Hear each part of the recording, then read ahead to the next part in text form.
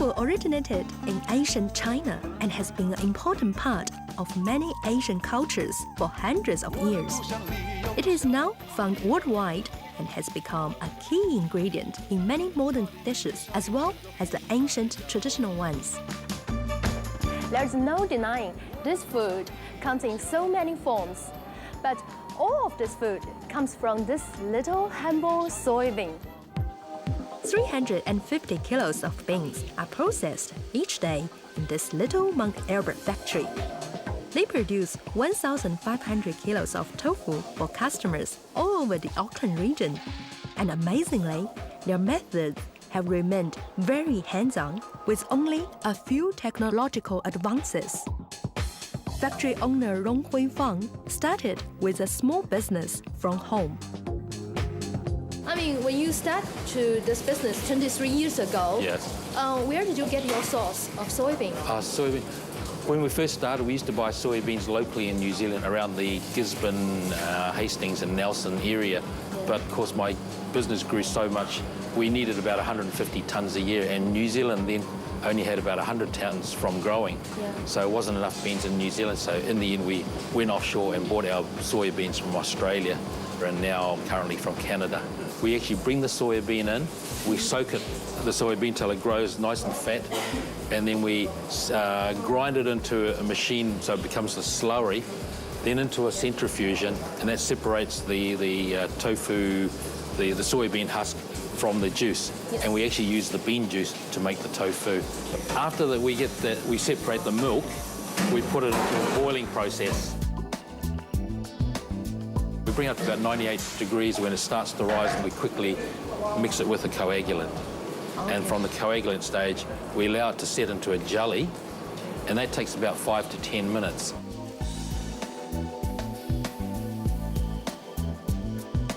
Good, that looks like it's ready.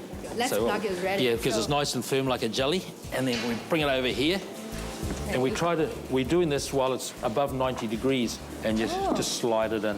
King. Oh, we can see this is very smooth. Yeah, that's so right. This is going to be very good tofu. It's going to be a very good one. Oh. So I'll give you a try. Oh, all yeah, right? sure. So just try, yeah. Yeah. So that's right. That's good. This way? Yes, yeah. that's right. Scoop. Yeah, that's right. Yeah. Good. Not too big. Not too big, and slip it into a corner like that. Oh, very good.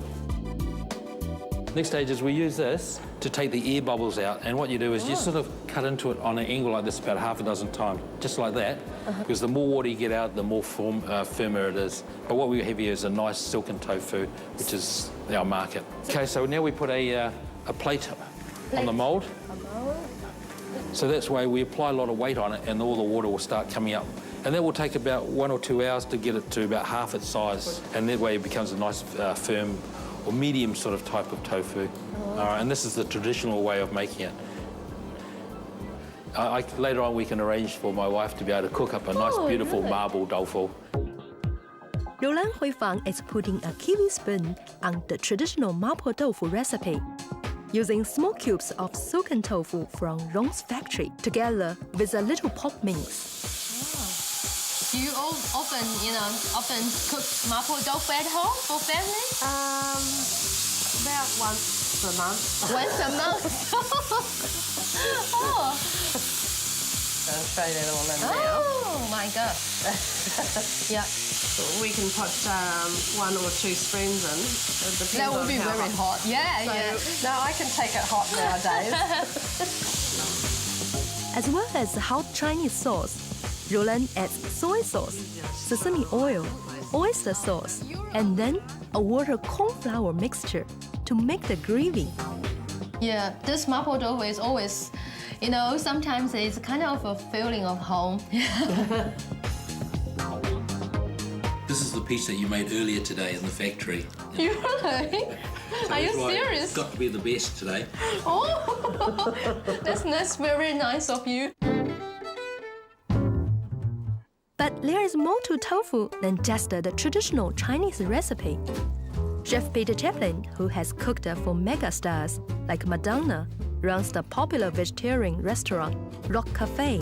He also teaches others how to take vegetarian ingredients like tofu to new heights. So Peter, what you're going to do is a hamburger. It's a hamburger, but it's a kiwi burger. It's a the kiwi tofu burger. with a tofu, yeah. Kumara, the Yeah. ginger, and the soy sauce. So to me, it's a kiwi burger. And it's even more kiwi because of the kumara and the beetroot combination, which is just classic. To me, it's such a secret. I don't know what you're talking about, but I look forward to taste it. Yeah. Okay.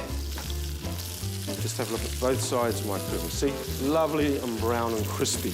Have you been cooking tofu for a long time? Yeah, I have been cooking for a long time, tofu for a long time, because I've been a vegetarian since I was 19. So tofu has always been one of those main sources of protein, bringing protein into a vegetarian's diet. So now we're going to build our burger and our bun.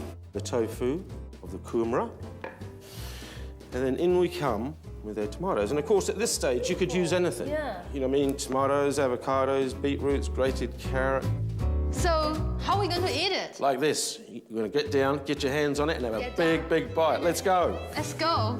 Wow.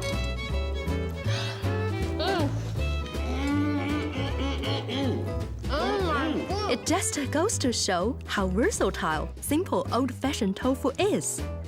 Whatever taste you prefer, there will always be something delicious and healthy you can cook with it.